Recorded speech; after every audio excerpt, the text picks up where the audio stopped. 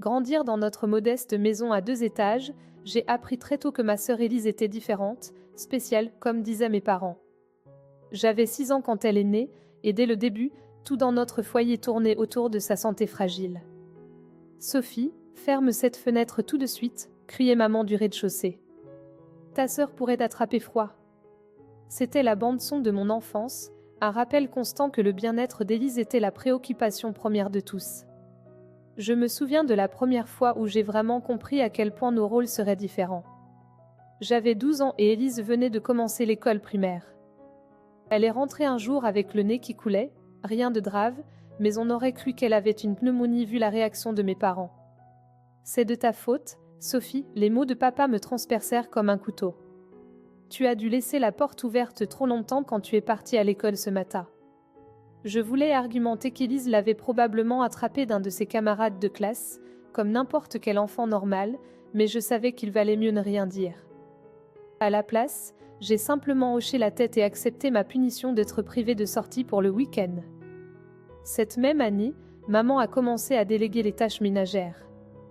Pendant que les autres enfants de mon âge jouaient après l'école, j'apprenais à bien dépoussiérer les meubles, passer l'aspirateur et même faire la lessive. Mais maman, pourquoi Élise n'a pas aidé, ai-je demandé un jour, regardant ma sœur affalée sur le canapé devant la télé pendant que je pliais ce qui me semblait être des montagnes de vêtements. La réponse de maman fut rapide et cinglante. Ta sœur a un système immunitaire faible, Sophie. Les médecins disent qu'elle ne doit pas se surmener. En plus, tu es déjà si douée pour ces choses-là. C'est devenu le schéma de nos vies. Si quelque chose devait être fait, je le faisais. Si quelque chose allait mal, c'était ma faute. Quand Élise a eu un nain en matancé à main, papa m'a privée de sortie pendant une semaine parce que j'aurais dû mieux l'aider à étudier. Quand elle a cassé la tasse à café préférée de maman, c'était parce que j'aurais dû la surveiller plus attentivement.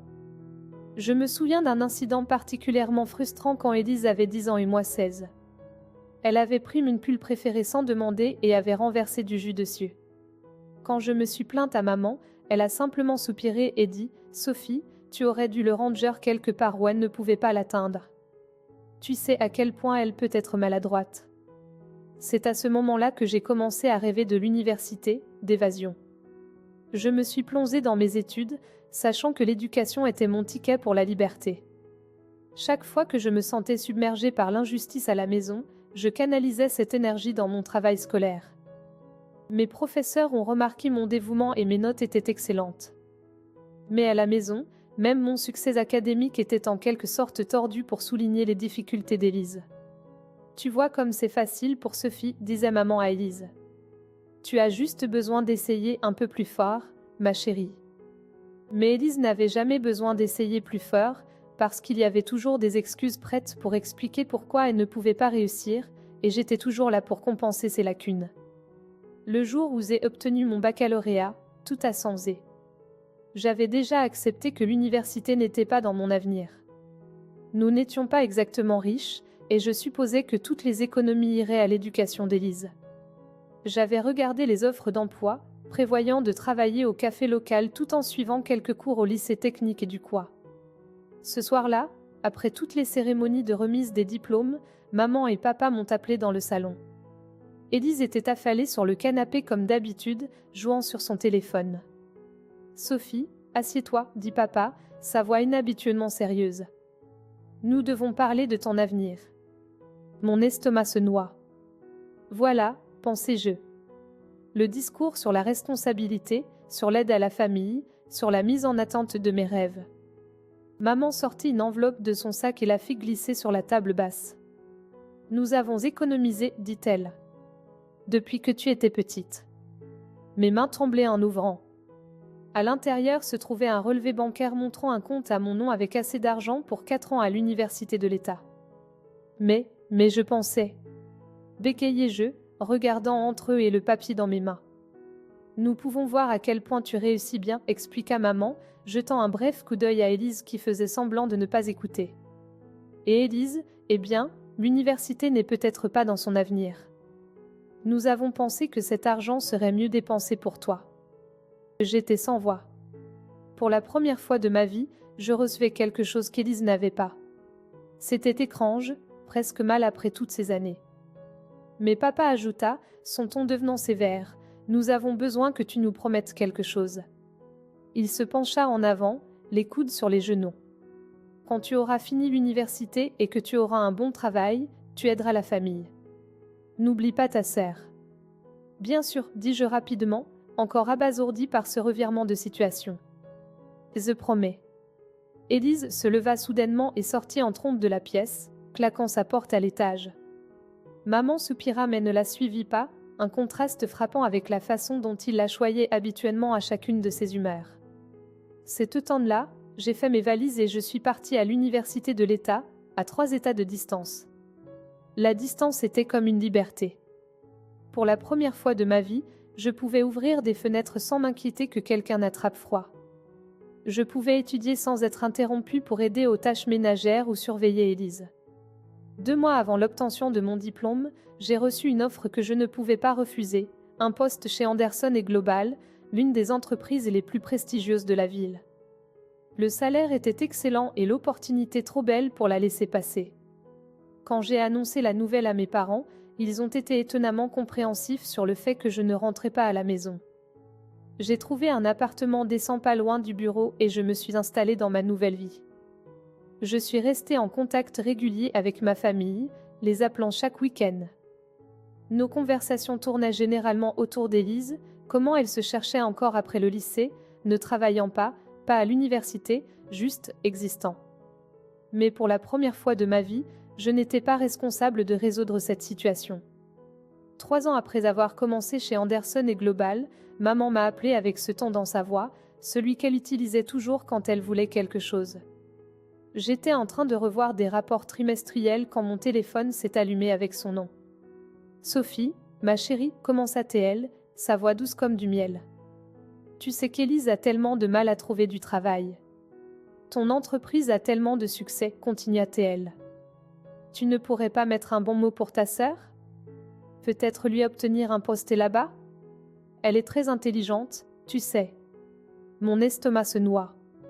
Comment pouvais-je expliquer qu'Élise, qui n'avait jamais travaillé de sa vie et n'était pas allée à l'université, ne passerait pas le premier tour des candidatures dans une entreprise comme Anderson et Global? Eh bien, dis-je prudemment, nous avons effectivement quelques postes ouverts. Laisse-moi t'envoyer le formulaire de candidature pour qu'Élise puisse voir quelles sont les exigences. Ce soir-là, j'ai transmis le formulaire de candidature standard à l'adresse email d'Élise. Les exigences étaient claires comme de l'eau de roche, diplôme universitaire requis, maîtrise des systèmes SAP et Oracle, maîtrise de 2 langues étrangères en plus du français, minimum 5 ans d'expérience pertinente préférée. Après cela, maman a arrêté de me demander de trouver un travail à Élise dans mon entreprise. La vie a continué. J'ai travaillé dur, j'ai été promue 2 fois et j'ai commencé à constituer une épargne décente. L'idée d'acheter mon propre logement a commencé à prendre forme. Plus de loyer, un endroit que je pourrais vraiment appeler le mien. 2 ans plus tard, j'ai décidé de rentrer à la maison pour la première fois depuis des mois. La maison semblait plus petite que dans mes souvenirs, la peinture s'écaillant par endroits. Élise y vivait toujours, affalée sur le même canapé, faisant défiler son téléphone comme quand nous étions adolescentes. Pendant le dîner, j'ai partagé mes projets. J'ai fait des économies, dis-je en poussant mes petits pois autour de mon assiette. Je pense à acheter un appartement. Le marché est bon en ce moment, et avec mon score de crédit, je pourrais obtenir un taux hypothécaire décent. La table est devenue silencieuse. Maman et papa ont échangé des regards pendant qu'Élise semblait soudainement très intéressée par sa purée de pommes de terre. Une semaine plus tard, maman a appelé. Sa voix était différente cette fois, inquiète, presque désespérée. « Sophie, ma chérie, il faut qu'on parle, commença-t-elle. Ton père ne va pas bien. Son dos le fait souffrir à nouveau et il ne peut plus prendre ses heures supplémentaires au travail. » J'ai écouté alors qu'elle énumérait leurs problèmes, le toit qui fuit, la plomberie désuète, les murs qui avaient besoin d'être repeints. Chaque problème était accompagné d'un prix. « On arrive à peine à joindre les 2 bouts, dit-elle, sa voix se brisant.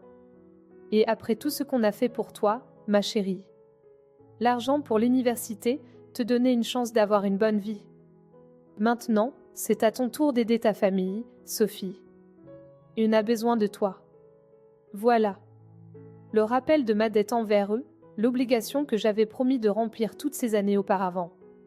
Le rêve de mon propre appartement semblait s'estomper à chaque mot que ma mère prononçait. Après cet appel téléphonique, j'ai passé plusieurs nuits blanches à réfléchir à la situation de mes parents. La culpabilité me ronzait. J'étais là, à planifier l'achat d'un appartement, alors qu'ils ne pouvaient même pas réparer leur toit qui fuyait. Finalement, j'ai pris une décision qui allait tout changer. J'ai rappelé maman un dimanche matin. J'ai réfléchi à ce que tu as dit, ai-je commencé, essayant de garder ma voix stable. Je veux aider. Je vais vous donner accès à mon compte. Vous pourrez dépenser jusqu'à 1 500 € par mois. Ça devrait couvrir les réparations et aider pour les factures. Le silence à l'autre bout du fil dura si longtemps que je pensais que nous avions perdu la connexion. Puis la voix de maman revint, épaisse d'émotion. Sophie, c'est tellement généreux. C'est une si grosse somme, on n'aura probablement même pas besoin d'autant. Juste assez pour les réparations de base et quelques courses. Je l'ai guidé pour configurer l'accès sur son téléphone. N'oublie pas la limite, lui ai-je rappelé. 1 500 € par mois. Bien sûr, m'a-t-elle assuré. Il fera très attention. Les premiers mois se sont bien passés. J'étais occupée au travail et je vérifiais à peine l'activité du compte, mais quand j'y jetais un coup d'œil, je voyais des retraits modestes. 700 € ici, 800 € là, principalement des magasins de bricolage, des courses et des factures de services publics. Il semblait qu'ils étaient responsables avec l'argent, comme maman l'avait promis. Mais ensuite, les choses ont commencé à changer. Les montants ont commencé à augmenter progressivement. 900 € un mois, mais 100 € le suivant. J'essayais de ne pas m'inquiéter. Après tout, ils étaient encore sous la limite et les réparations de la maison pouvaient être coûteuses. Puis est venue la notification qui a tout changé. J'étais en réunion quand mon téléphone a vibré avec une alerte que j'avais configurée pour les gros achats. 2000 € chez l'ex-boutique. J'ai failli lasser mon téléphone. Ça ne pouvait pas être vrai. Dès que la réunion s'est terminée, j'ai ouvert les détails de mon compte. C'était là, noir sur blanc, un achat de 2000 € dans l'une des boutiques de vêtements les plus chères de leur région. J'ai fixé l'écran, incrédule. Je n'avais même jamais fait de shopping là-bas moi-même. Avec mon objectif d'épargne pour l'appartement, je ne pouvais pas justifier de dépenser autant en vêtements. Mes mains tremblaient lorsque j'ai composé le numéro de maman. Maman, je viens de recevoir une notification pour un achat de 2000 € chez Luxe Boutique, ai-je dit, essayant de garder ma voix calme. Qu'est-ce qui se passe? Il y eut une pause, puis un rire nerveux. Ça. Eh bien, tu sais, mon anniversaire approche le mois prochain, dit-elle, sa voix anormalement joyeuse. J'ai vu cette robe absolument magnifique et j'ai pensé, eh bien, je me suis sentie tellement déprimée dernièrement avec tous nos problèmes, je voulais juste me faire un petit plaisir. D'accord, ai-je dit, voulant éviter une dispute. S'il te plaît, tiens-toi en juste à la limite dont nous avons convenu. Bien sûr, ma chérie, dit-elle rapidement. Puis elle ajouta, au fait, j'attends toujours mon cadeau d'anniversaire de ta part. Tu n'as pas oublié, n'est-ce pas? Je suis restée assise là après avoir raccroché, fixant l'activité du compte sur mon écran. Quelque chose n'allait pas, mais je n'arrivais pas à mettre le doigt dessus exactement. Ce n'était pas seulement à propos d'une robe. C'était à propos de quelque chose d'autre, quelque chose que je ne voyais pas encore. À partir de là, j'ai commencé à vérifier mon compte plus régulièrement, configurant des alertes détaillées de transactions sur mon téléphone. Ce que j'ai vu m'a retourné l'estomac. Le modèle de dépenses s'intensifiait à un rythme alarmant. Maman avait dépassé la limite de 1 500 € comme si elle n'existait pas.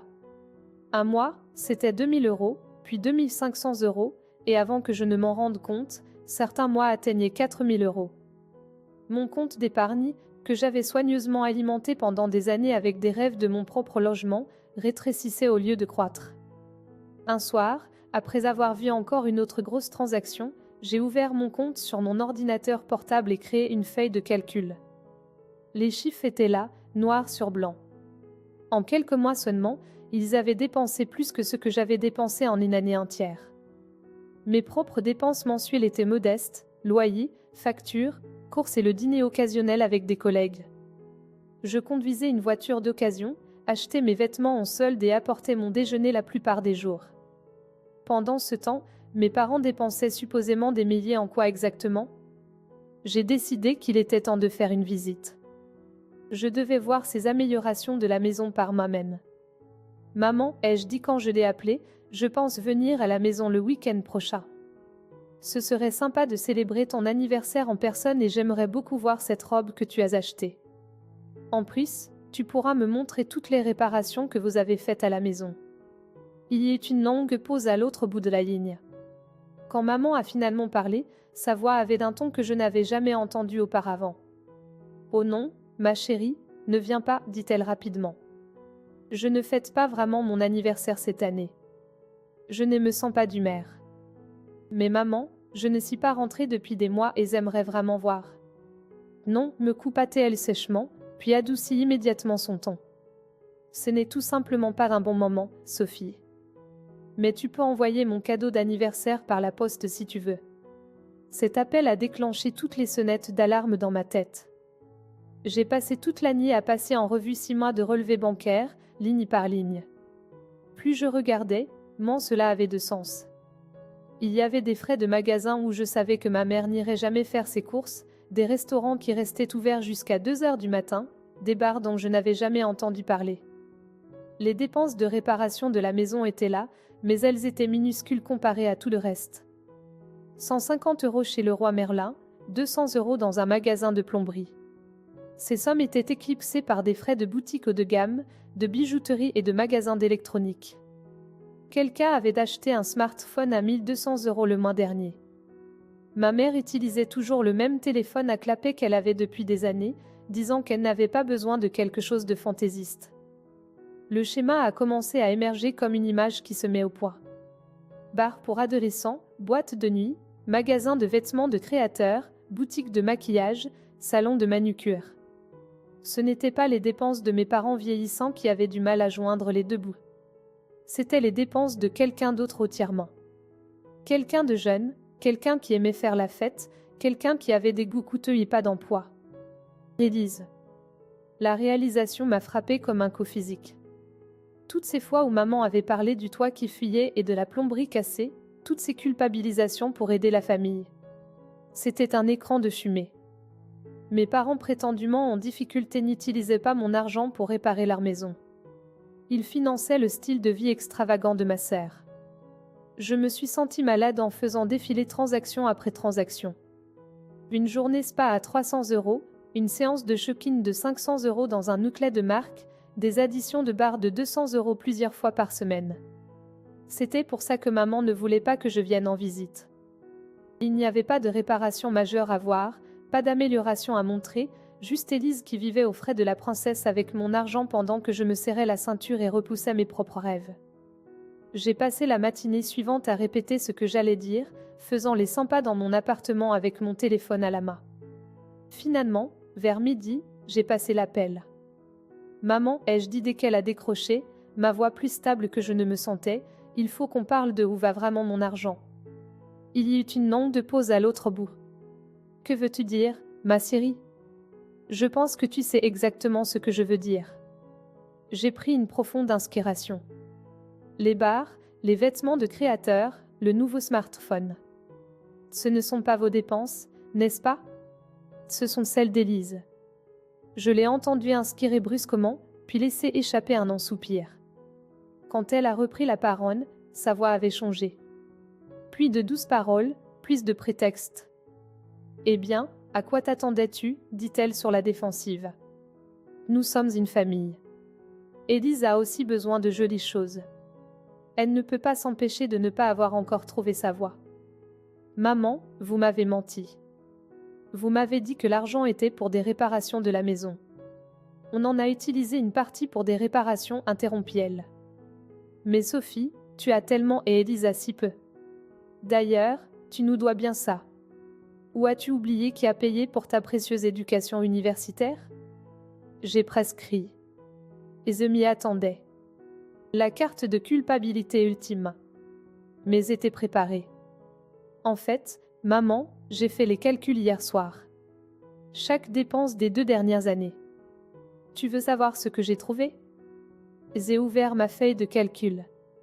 Au cours des 24 derniers mois, vous avez dépensé 72 000 € de mon argent. C'est plus que ce que toi et papa avez payé pour mes frais de scolarité universitaire, plus les intérêts. Donc non, je ne vous dois plus rien. La ligne est devenue silencieuse, puis sans un mot de plus, maman a raccroché. Presque machinalement, j'ai ouvert Facebook et tapé le nom d'Élise.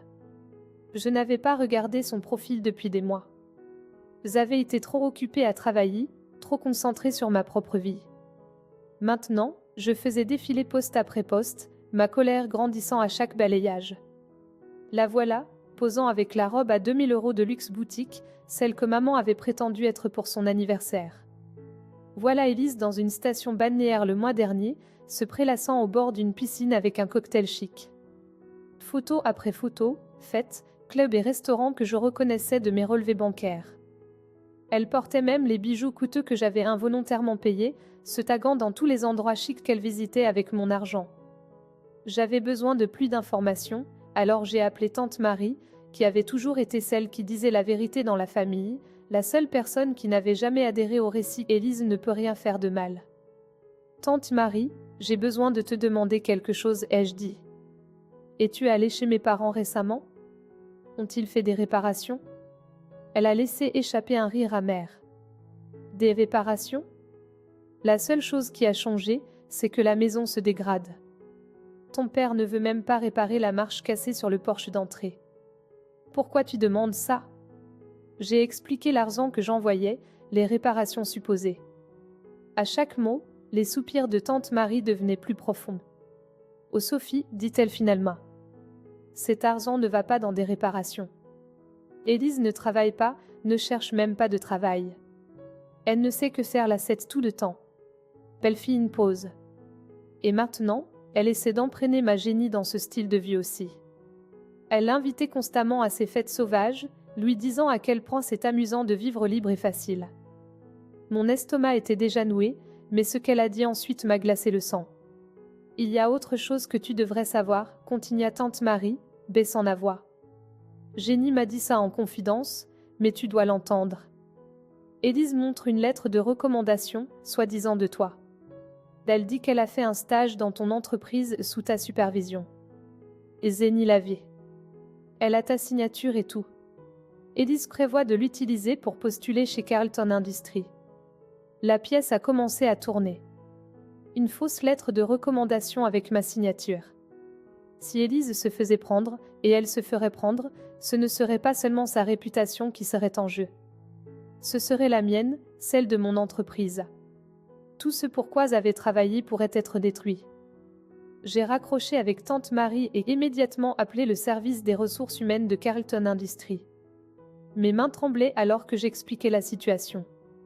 J'ai besoin de signaler une fausse lettre de recommandation, ai-je dit.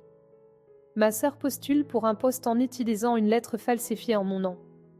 Je ne l'ai jamais écrite, jamais signée, et elle n'a jamais travaillé dans mon entreprise. Je pensais que ce serait la fin.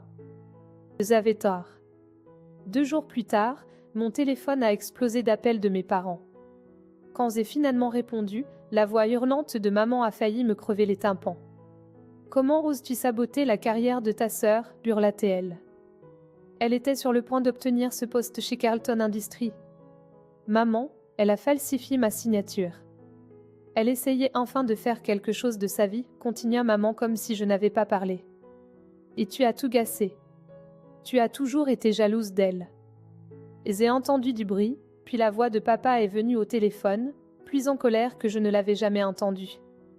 Élise pleure depuis 2 jours à cause de toi, grogna-t-il. C'est ce que tu voulais? Blesser ta sœur? Eh bien, félicitations, tu n'es plus ma fille. Considère-toi comme renié. Papa, elle a commis une fraude. Si vous voulez un jour que je vous pardonne. Il m'a coupé, sa voix froide et calculatrice. Tu devras commencer à nous envoyer plus d'argent. Beaucoup plus qu'avant. Peut-être qu'alors, un jour, nous pourrions envisager de te pardonner pour ce que tu as fait à ta sœur. Les mots de mon père ont été la goutte d'eau qui a fait déborder le vase.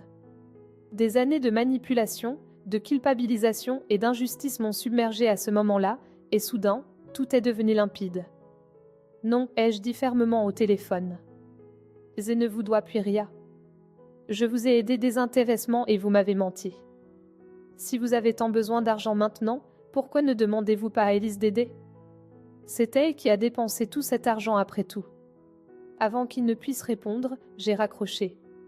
Les mains tremblantes, j'ai ouvert mon application bancaire et révoqué définitivement l'accès de ma mère à mon compte. En appuyant sur le bouton de confirmation, j'ai senti un poids se lever de mes épaules et un nouveau s'installer dans mon estomac. Je savais ce qui allait suivre. Les appels ont commencé le lendemain matin. Comment as-tu pu nous faire ça? La voix de maman hurlait dans ma messagerie vocale. Après tout ce qu'on a fait pour toi, tu es tellement égoïste. Le message d'Élise a suivi, tu te crois tellement meilleur que tout le monde avec ton travail chic et ta vie parfaite. J'ai supprimé les messages sans les écouter jusqu'au bout, mais ils ont continué à arriver jour après jour. Messages textes, messages vocaux, emails, tous remplis d'insultes, de culpabilisation et de demandes de rétablir leur accès à mon argent. Chacun plus désespéré et en colère que le précédent. J'ai bloqué leur numéro, mais ils ont commencé à appeler depuis différents téléphones. J'ai bloqué cela aussi. Une semaine après le début du déluge, tante Marie a appelé. « Sophie, ma chérie, dit-elle doucement. Je voulais te prévenir. Tes parents appellent tout le monde dans la famille. Ils racontent à tout le monde quelle fille terrible tu es, comment tu les as abandonnés dans leur moment de besoin. » Elle fit une pause. Je connais la vérité, et Jenny aussi. On a essayé de leur dire qu'ils avaient tort, mais ils ne veulent pas écouter. Je voulais juste que tu saches ce qu'ils font. C'était il y a 3 mois. Maintenant, ma vie s'est installée dans une nouvelle normalité. Mon compte d'épargne recommence à croître. C'est incroyable à quelle vitesse l'argent s'accumule quand il n'est pas drainé par d'autres. J'ai commencé à sérieusement chercher des appartements, allant à des visites les week-ends. La semaine dernière, j'ai même rencontré un conseiller en prêts immobiliers. Les appels se sont pour la plupart arrêtés, bien que je reçoive encore occasionnellement un message d'un nouveau numéro. Je les supprime maintenant sans les lire. Parfois, je me demande comment vont mes parents. Si le dos de papa empire vraiment, si maman couvre toujours les excès d'Élise. Je me demande si Élise a déjà essayé de falsifier la signature de quelqu'un d'autre, ou si elle vit toujours la grande vie aux frais de quelqu'un d'autre. Mais la plupart du temps, je me concentre sur ma propre vie. Je travaille, j'économise, je passe du temps avec des amis qui m'apprécient pour qui je suis, pas pour ce que je peux leur donner. J'apprends à arrêter de me sentir coupable de prendre soin de moi en premier. Est-ce que je reparlerai un jour à ma famille? Honnêtement, je ne sais pas. Peut-être qu'un jour les choses seront différentes. Peut-être qu'un jour ils comprendront ce qu'ils ont fait de mal, ou je trouverai dans mon cœur la force de leur pardonner même s'ils ne le font pas. Mais pour l'instant, je me concentre sur la construction de la vie que je veux, une vie qui n'est pas alourdie par la culpabilité, l'obligation ou les attentes des autres. Fin de l'histoire.